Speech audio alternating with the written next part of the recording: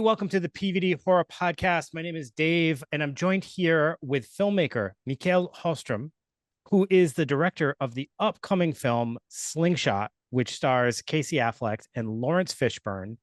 He's also a filmmaker for the films The Rite, 1408, and Evil, amongst other films.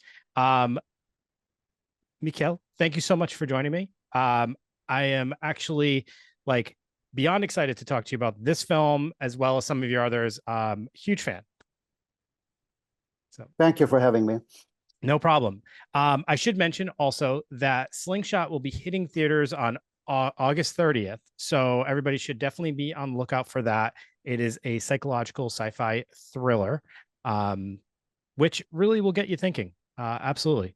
And I think that's a common theme in most of your films. So let me ask you, just to start it off, what is your relationship to horror? Would you consider yourself a horror fan?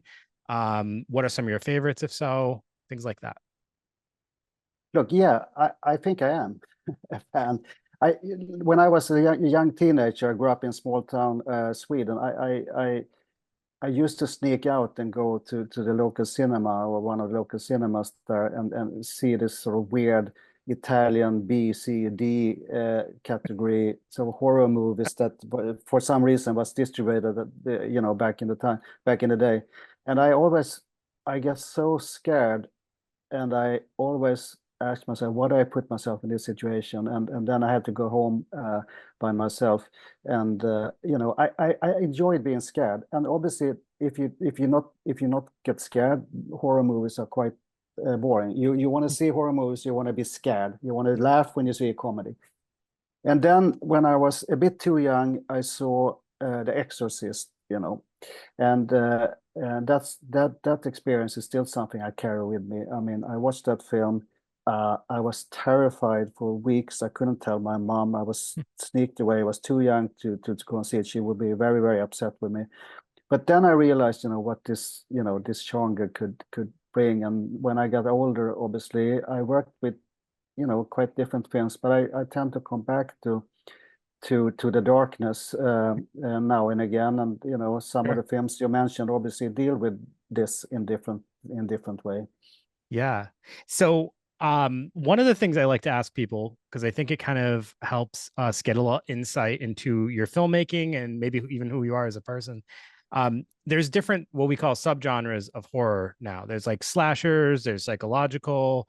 Now we even have the category elevated horror, which, we consider a lot of those A24 films and things like that. Do you have a subgenre that you gravitate to when you want to view films? Yeah, I like the psychological aspect of horror movies, and I think a good example of that is probably my Stephen King, the Stephen King film based on Stephen King's 1408 short story that I made some years ago, and that's a psychological thriller, drama, horror about a writer who ends up in a hotel room from hell in New York. That came in the time when there was a lot of torture porn and that kind of stuff, and I think it really worked with the audience at the time because it was something different, and people maybe were getting a little bit tired of that kind of gruesome horror, and 1408 represented something else, and that film still. It's new generations seeing that film, and it's amazing how much questions and I get from people about that film, and Sure. They're really into it still. So I think that's the Rite, which is exorcist drama with Anthony Hopkins. It also deal with our psyche in many ways, and it's very much if you want, it's a religious thriller if you want, or a religious psychological thriller about a young priest who ends up in Rome and sent there to be an exorcist. Sort of a true story in the sense that the Vatican actually have a school for exorcists. That's a true story and a very interesting one. So, very cool. Yeah, you know, you are who you are. I mean, you don't Yeah. want to overthink it. You know, you're drawn into certain kinds of stories depending on your backstory, your interest. It's not just the interest of film. It's what experiences you had in life, what scares you. You know, what is what, and you know, you can ask yourself, why am I so afraid of this kinds of situation or this kind of personalities? But that's because, you know, you carry that with you. So, and that's kind of why I ask, it's like, um, you have these things that you're drawn to, or that are just maybe like things that you find thought provoking. And I feel like that always tends to be the best work that people do is when they go within the realm of what they're interested in, because that's where the passion, that's where, not to say that people shouldn't, branch out, because I think there's a lot of benefit to that as well. But for the most part, you usually see people's best work when it's in the realm of things that they find intriguing and passion for. And in many ways, I think of religious horror as psychological. It has definitely a lot of those themes. So, I Yeah. definitely can see that in your work. Um, I wanted so like when 1408 came out, I just wanted to go back to that one for a second. That was a big deal when 1408 came out, and people were excited. I saw it in the theater. I remember it was a packed theater at the time. There was a lot of like hype around it as we were going in. Was there a lot of pressure because you were adapting Stephen King's work? Like that's a big status right there, right? That's big shoes to fill. Yeah, it was. You know, I've done films, quite a few films based on books, and it's always the first audience that you want to get through is the writer of the source material. And Yeah. I talked to Stephen King before before we shot 1408. He was extremely low key and friendly and respectful, and he said he liked the script, and it's a short story, and we sort of broadened it Sure. out to a bigger story, but he has obviously total understanding for that, and he said basically, good luck, and I wish you the best. He had no interest of being part in the production of any way or form. So when the film was done and we cut it together and blah blah blah, we shipped it out to his hometown in Maine, and they put it up there in the local cinema, and he came with a couple of his friends, and I wasn't there, but he saw it, and then can you excuse me, because I think my dogs are going crazy. You're good. Okay, all right, where were we? So we were talking about Stephen King seeing it in the theater. So when the film was done and we cut it together and all of that, we shipped it out to his hometown in Maine, and he saw it there with a couple of friends, and he was very happy. He was very happy. He told us that. He told his readers that. He told his fans that, and he's always been very supportive of the film. And obviously that was a big deal. I felt like, okay, Yeah. now I don't care what other people think. Sure. I really, that was very rewarding. And then the film worked very well, as we know, and it's just one of these things. It just the right timing for it, as we talked about before. Yeah. I think John Cusack did a great Yeah. performance, very Yeah. much alone in a hotel room for a big Absolutely. chunk of the movie. Mhm.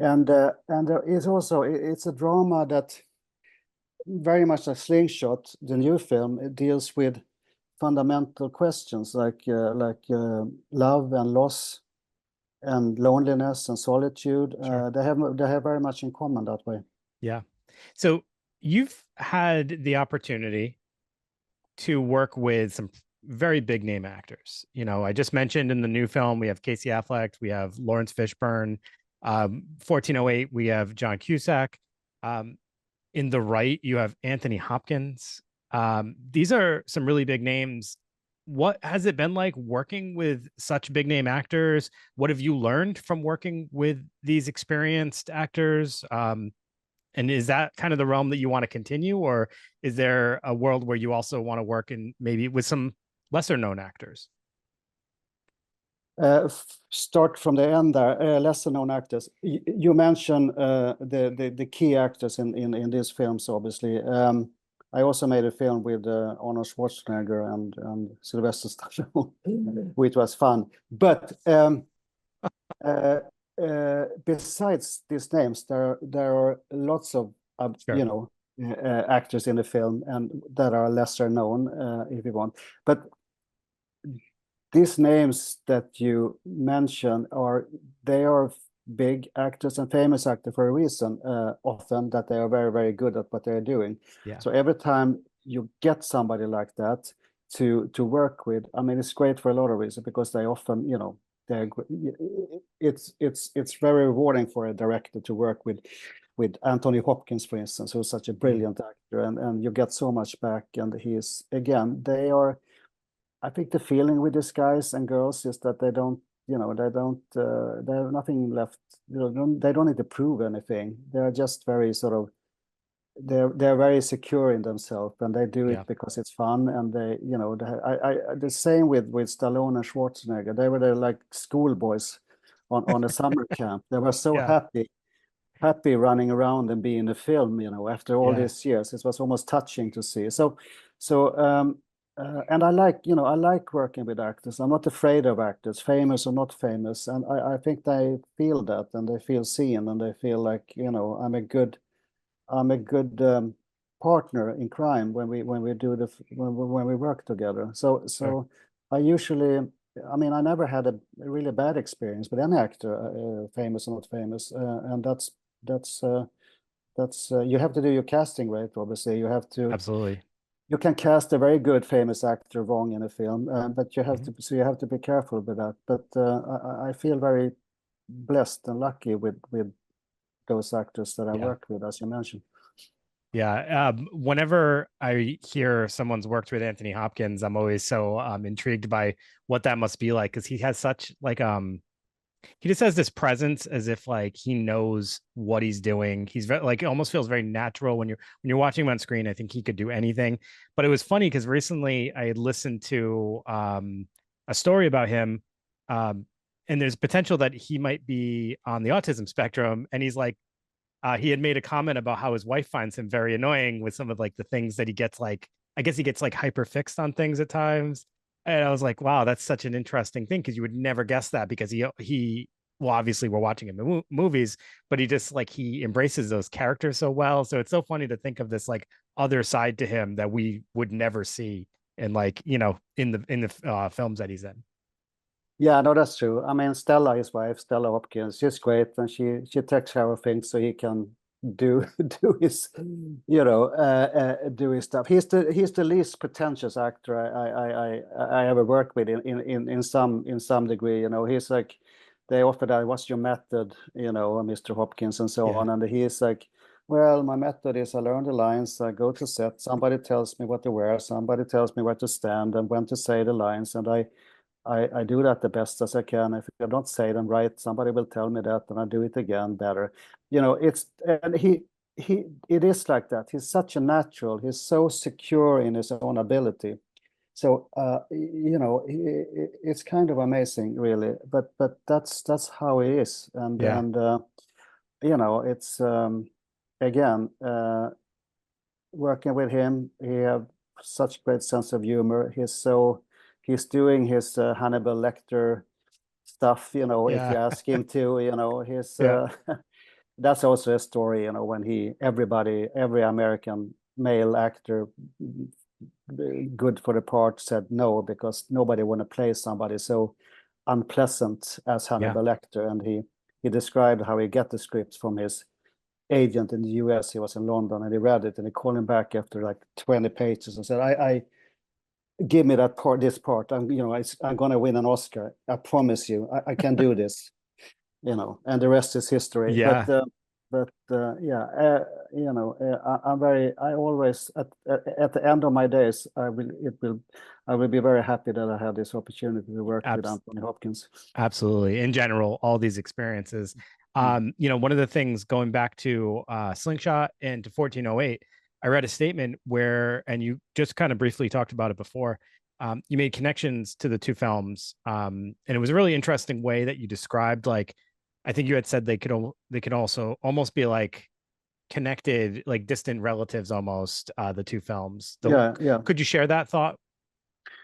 Yeah, I think, on the surface, they have a lot in common. And they are both set in very sort of cramped environments. 1408 in a hotel room with Cusack's character Mike Enslin trapped there in a hotel room from hell. You can see that film you can see it as a study of a man going slowly crazy in a hotel room, or you can see it as a study of a man ending up in a hotel room from hell. And either way sort of works if you want.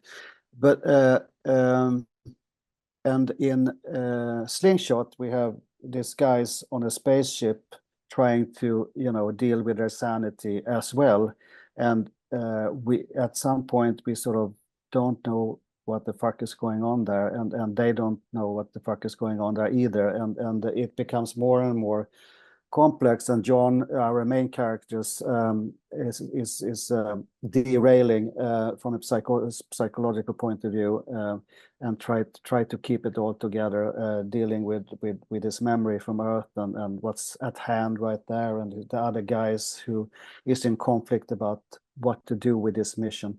So and also the sort of the backbone of love and loss is strong in both films. Cusack had lost his daughter in illness, and he lost his marriage due to that, and Casey's character have chosen to leave his relationship, his complex relationship, to go on this years and years long trip. So a lot of similarities that way, for sure. And also the challenge, practical challenge of shooting a film mainly in a hotel room and shooting it mainly on a quite contained spaceship. Things you have to figure out, things you have to figure out before you start. So, but again, you can. It's great. Both these films are creating great arenas for a psychological drama, and if you have, again, with a wrong actor, 1408 would have not worked so well. I'm sure, and the same here. You need the right people to tell the story. You can say that about all films, but I think especially when it's so much on them and so little else. Absolutely.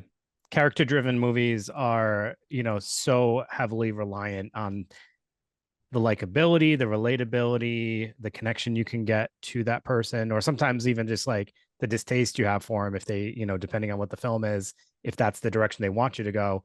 But with this character, Casey Affleck's character, there's this interesting dynamic that happens where he's sort of a flat personality. There's definitely some qualities to him that are withdrawn, introverted, but you still grow attached to this character. You know what? Before I go too far with this, it probably is helpful if I ask you, could you give our listeners and viewers a brief synopsis of what Slingshot is about? Then we can kind of go more into the characters. Yeah, the main character in Slingshot is John, played by Casey Affleck. He's a aspiring astronaut who is managed to be selected to go on this mission to Titan, the moon Titan, and on this mission, together with two other crew members, they encounter problems, technical problems with the ship, computers that says something different, and the tension between them grows. We will see what happened to John before he left Earth. We will see him building up a complicated relationship with one of his co-workers, played by Emily Beecham, and that sort of those projections, those memories have a big impact on what happens with the psyche on the ship. And it's a psychological drama thriller about these three guys and how they're gonna deal with this life and death situation, thousands, millions of miles away into space. Yeah. So with Casey Affleck's character John, like I was mentioning, there's this dissonance that he has, it seems sometimes, from like the real world. Like he's socially awkward. Like I said, he's introverted. There's all these things about him. When he tells a joke, it's the flattest joke ever, and then he actually has to tell people I'm joking in order for them to understand he's joking. Like there is some characteristics about him that are, clearly a little bit off compared to the people he's surrounded by. yet you do start to grow attached to him as a character, and he builds in front of us this relationship with this woman, which we see, as you said, kind of carried out mostly in flashbacks to see the development of the relationship. Mhm. um, the interesting thing I thought for this is Casey Affleck is not like that in most of his films. He does have a much bigger personality usually. Mhm. So he had to really dial down and tone down his personality. Was that a challenge for him? And what was directing him like in order to get him to capture what you were, the essence of this character? I think I think he was drawn to the character from the beginning because he saw the opportunities to do something, slightly different, and also portray the guy as exactly how you describe him. We talked a lot about the before and after, meaning the scenes before he leave and then what Yeah. happens on the ship. And we were lucky enough to be able to shoot everything that happens before while they were building the ship on stage. So we could deal with these scenes, and again, he's he's a nerd, if you want. He's very, very focused and driven Yeah. to go on this mission. That's his whole life. But as life is, it gets complicated, and the relationship with Zoe is not an ordinary love story, but it's they are emotionally very attracted to each other, and it's sort of impossible because he is gonna go on this trip and be gone forever, and how do you deal with that? That's one of the Sure. questions, obviously. So yes, obviously we talked a lot about that. When we go into the ship, because we are in one environment, we had the opportunity to shoot it very much in story order, and you rarely have that possibility when you shoot the movie because of practicalities and actors. So that was a great for the process for especially for John Case's character, because he he unravels, he go through these hibernation cycles to kill time and to save supplies and so on. The astronauts go into hibernation, meaning they sleep for a long period of time to not go crazy or boredom, but also to save resources on board the ship. Yeah. So that is those cycles, and they get heavy drugged to go into hibernation, and what happens when they wake up, how these drugs are affecting their minds is one crucial part of our story, and John's memories, Right. and memories back, and how memories sort of floats together with his life on the ship. It was a really good the hibernation was a really good mechanism to use for the flashbacks to happen. um so when he goes into hibernation, that's typically when you see the most backstory, but it Yeah, almost makes sense because it's almost like his mind is processing or sorting out reality from fiction at times. So he kind of evaluates it by going through kind of the course of time that got him to where he is today, and then when he comes out, we're in present day. So I thought that was a really good device to use to present the flashbacks, because sometimes it can, when you're showing that much of the other story, it can be hard to do that in a way that seems natural. So that was something that I thought was really well done there. exact. Yeah, no, yes. I'm glad that worked for you. Obviously, flashbacks are, it's always tricky and to time it right and so on. But here it made sense because, as you point out, he's falling asleep, and you can make it into memories, you can make it into dreams, so you Yeah. can make it into dreams, memories that becomes dreams, Mhm. and it's sort of, it could be distorted reality. We don't really know. Which, yeah, that's exactly why I think it works so well, is because the more disoriented he becomes, the more you start to wonder, is this dream real? Which plays into, what we see later in the film, which I think Exactly. is very nice. Um, Let me ask you this question. So, space in general, and like when we have space films, like when we have a space horror film, it's usually filled with dread. It's usually like the theme is dread.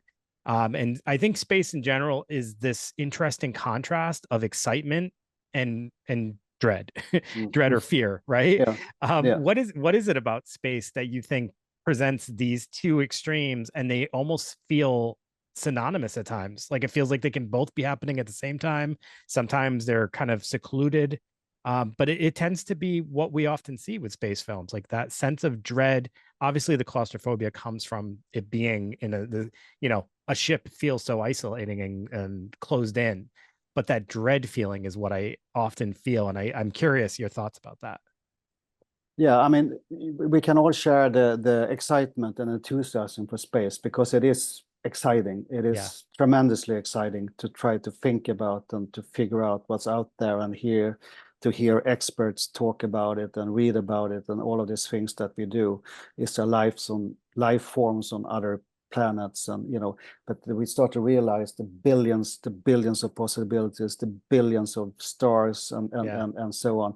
It becomes overwhelming and all of that. I talked to a psychologist from NASA about these things, and as long as an astronaut have a visual of the Earth, he or she is sort of grounded in something. yeah, You can still see Earth from a distance, these little windows. But when we go beyond that, what's going to happen when we lose contact right. with even visually with our home planet? What's going to happen with our human psyche then? Um, and we don't know. We don't know exactly how a human being will functioning and that's where the dread comes in that you talk about. I Yeah, mean, which is to push the phenomenon of loneliness and solitude and loss to its absolute limit. Because if you are millions of miles out in space in a little tiny ship, what is that going to do to you? We don't know. Maybe we'd be better off sending AI and robots into space like we have done so far. But sure. also the human ambition is to explore. Yes. Just like the Vikings, Yeah. sailed to America from Europe in their tiny little ships, because that's in the human nature. And some generations from now, maybe not that far, human beings will go on trips like the ones you see in the film, Yeah. and slingshot around Jupiter, because Jupiter is you you have to go to Jupiter and slingshot if you have any ambition to go further out in space. All right. That's the I- first stop. is this a real thing? Yes, that's the real thing. Gravity push is essential for any space travel as we know it, and to go further out. And it works as it's described in the film. You go into Jupiter's gravity field, and you use that gravity to push yourself further out in space, to slingshot you out further out in space. And that's without that, it will not work as we know it now. Mhm. So that's a very real thing. Wow. That it scares the living shit out of me, to be honest with you, like the idea of that. But it's also like super fascinating how did we even figure that out? It's the minds behind all this stuff. It's hard for me to even wrap my head around. No, yes, I had a great interview together with a guy called David Doody, who was an engineer who constructed a gravity pull machine where you can, very simple because it's about magnets and metal, but there you can see exactly how it works, how the gravity pull works. And a smart kid can build that in his garage, Sure. no problem. Something so complicated can be constructed so simple, but that's the key to space travel. So, getting back to the character of John, I really found him to be an interesting character, especially for people who like to analyze and dissect characters, which I often do, because he's a little bit of a contradiction. Because as I mentioned, he's got that introverted, he's very goal driven, socially awkward, but at the same time, he's lonely and he is drawn to the character Zoe, whom he starts to fall in love with, and they start their relationship, which feels like it's going so well. Um, and then he has to make a really tough decision at one point. Mm. And I was curious if you could speak on that, and sometimes we have to choose between, it feels like we have to choose at least between love and our goals. And sometimes things get in the way. Like there's not always a clear shot to our goals, right? Some things get in the way, they interfere. Sometimes could be family, could be a number of different things. But I just wanted to hear your thoughts a little bit on that kind of like plot line and how you tried to capture it, and just in general what you think about that. Yeah, again, as you say, we might have to sacrifice things on our path through life. Sometimes that is a relationship, or if it doesn't work out due to your goals, as you put it, or your life situation, and we may sacrifice something that is fundamentally something really important to us. In a story like this, you can push that very much to its limit, because we have John, who is going to go do something that we will never be in that situation, to go out in space for years and years and years, and if you come back, it's not clear if you're going to come back. You might not. So obviously that's a very fundamental situation, and but we can all understand that, because we may have been in something similar, as you touch upon, and that's a great theme for the film. And I think Emily is she is part of this. Emily's character, Zoe, she's part of this program. She's an engineer who helped build this ship. So she have personally constructed this thing that's going to take him away, and that's obviously interesting. So she's fighting her own human emotions, and a professional, and also the professional side of this, years and years and years of billions of dollars of investments, and he's gonna go on that trip. She built the ship. It's mind-blowing. She says a line that goes along the lines of, I was hoping you weren't going to be picked, which is hurtful to him when he hears that line, because obviously he wants her to be supportive of him, and he's having a hard time considering, why is she upset. But it's pure honesty. It's 100% honesty. It's pure emotion and pure and 100% honesty. It's to me, that was always a very I always get really touched when I hear her saying that, because it's have nothing to do. It's have only to do with emotions and her feelings at that point. And his response in that moment really brings you back to that initial view you have of him, where he's a little disconnected from people, because he's having a hard time putting himself in her shoes and understanding why she's having that feeling. And so it goes back to who he is as a core.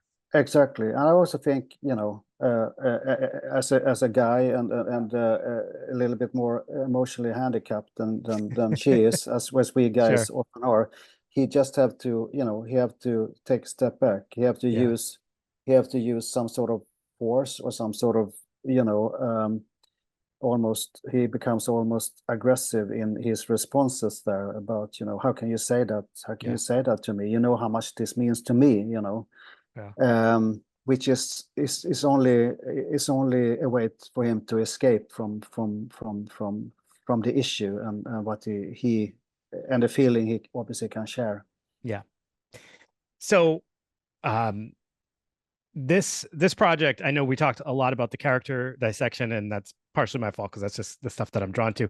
But there is so much that happens, and I do hope that people, when they watch this, they can appreciate this part, because I feel like this is such a valuable aspect to the movie. And I know obviously people come to films for all different reasons. Like people, they want to be scared, they want to be thrilled.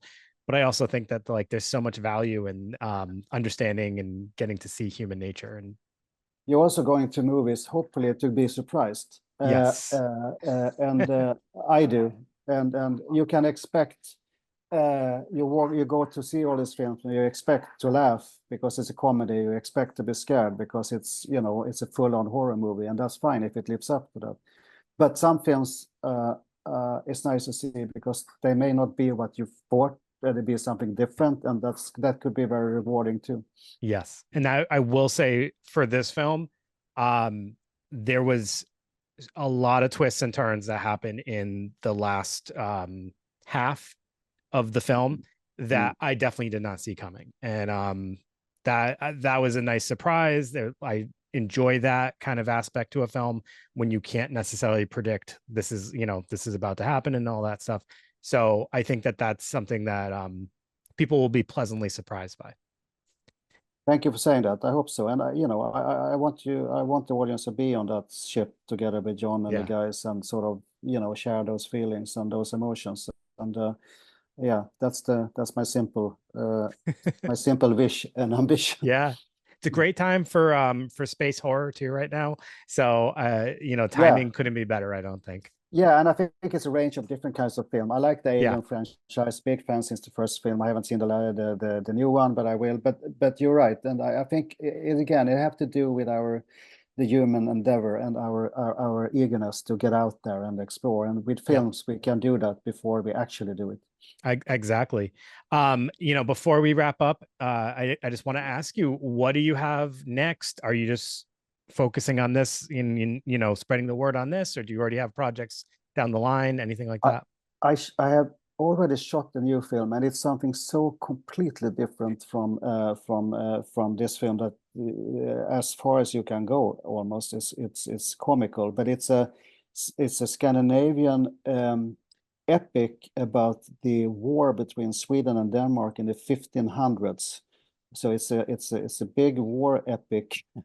Wow. And with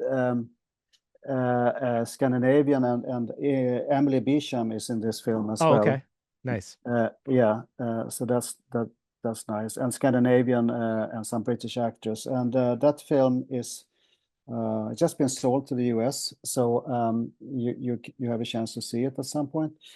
So that's what I've done, and now I'm like everybody else, in this business. I have projects that I'm trying to get off the ground, and that I'm dealing with. So hopefully that will happen one day. Are you on social media? Is there places where people can kind of follow you and see what, keep up with what you have going on? I'm not. I'm very secretive. But maybe, look, seriously, I never jumped on social media because I just didn't. And now lately I've been thinking, well, maybe I really should, because it's a fun thing to keep in contact with people, like-minded people, and the audience and so on. So now when you said it, I might do that and communicate to the world a little bit more. It's got its pros and cons, but if you can block out the cons, it has a ton of pros. So I'm sure it has, and it is fun. So yes, I hear you. I hear you for sure. So Mikael, thank you so much for joining us. Thank you for sharing Slingshot with us. I feel very, very privileged for that, and just excited for people to be able to check this out. So thank you very much. Well, thank you for having me and for your kind words. It's been a fun discussion. Thank you very much. Yes, no problem. Everybody, make sure you check out Slingshot in theaters this week, actually, August 30th. You definitely want to see it on the big screen if possible. I just think it will play out so much better if you're able to do so. But otherwise, make sure you check it out. And if you haven't seen 1408 or The Rite or Evil yet, make sure you go back and check out all those films. Great movies. So thank you again, Mikael, and everybody. Have a good night. We'll see you later. Thank you.